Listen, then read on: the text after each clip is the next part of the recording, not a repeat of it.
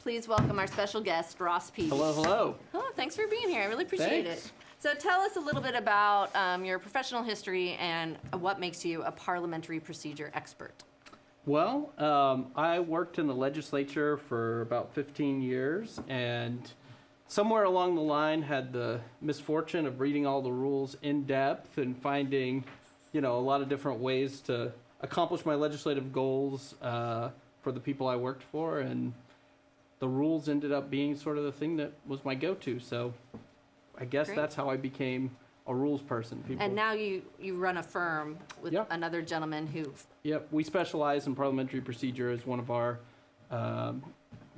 legal expertise that we offer folks. So Okay, yeah. so let's pretend that our audience of 8 doesn't... Hi, Mom. I know, is your mom watching? Because my parents are right over there, yeah. Has no idea how the legislature works, right? So I think there's this misconception that there are rules and that they're there to make things fair and that people interpret them the way everyone interprets them, and therefore they're there to protect the minority. Is that what happens in the Texas legislature? And don't worry, nobody's watching. So Yeah, so the rules, whatever you want. the rules that are adopted that we're talking about are the rules that each body adopts. So the House adopts their own rules, the Senate adopts their own rules. Some of the rules are, some of these rules, yeah, there you go. There's the Senate rules. All right. We got House rules also. House rules. We got them all. Got the Constitution. Yeah, everything to put people to bed tonight. That's right. So yeah, each body adopts their own rules, and some of them are in the Constitution, and so they have to follow the Constitution. But those rules they adopt themselves and agree to be bound by them, and those are really the rules that we're talking about. And the way that those rules work often protect the individual rights of any member, because having any set of rules sort of creates a situation in which, if I say, no, this is red, this isn't blue, you can say, no, it's blue. We have Point of precedent. order. Right. We have examples, we have an objective fact, Okay. So the rules sort of function in that way. They protect each member, right?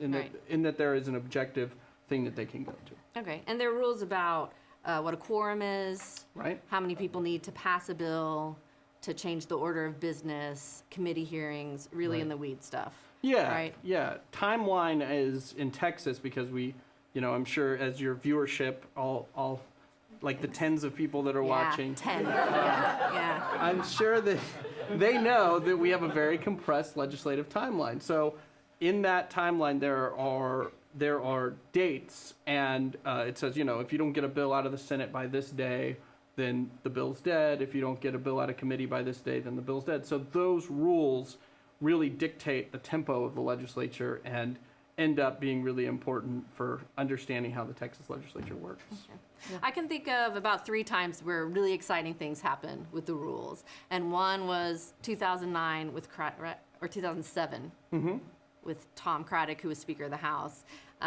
Filibuster 2013, and then a little bit this last session in the Senate. What do you think is your most exciting parliamentary moment, and kind of what happened?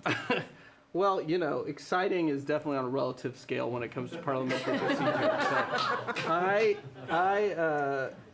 I do like it when the public gets engaged in it and the public's interested in what's happening at the legislature. And, my little piece of the world is parliamentary procedure. So when stuff like that was more public is out there, it is interesting. So in 2007, there was a debate about whether or not the Speaker of the House then, Tom Craddock, had the authority to recognize or had the authority to deny recognition for somebody coming up to replace him, basically to say we're calling for a vote to replace you towards the end of session.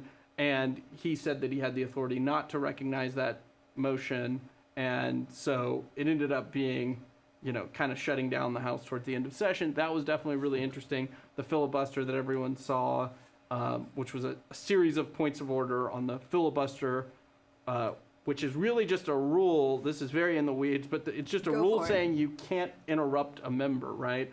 And from that simple rule saying you cannot be interrupted, there are all these precedents that have come out of it saying, okay, well, that's fine, but you have to stay on the topic. If you're speaking as a senator, you can't start talking, reading out of a phone book or whatever. You have to stay on the topic that is up for debate, and you have to stand there talking. You can't lean on something or, hang on somebody else. So, so all of this stuff has happened in Texas history. Okay. We have the longest filibuster in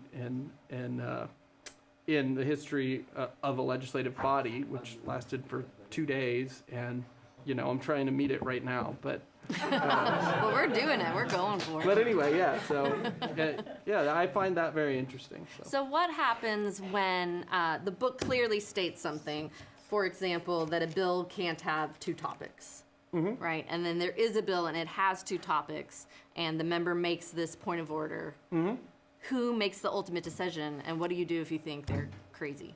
Yeah, so For example. the point of order, again, in the weeds, is just a procedural motion arguing that whatever is up for consideration at that point in time is ineligible to be there. So, in this case, it would be, okay, we have a bill on, renaming a highway, and you've put a totally unrelated school finance bill onto that, right? So the idea behind the rule is that,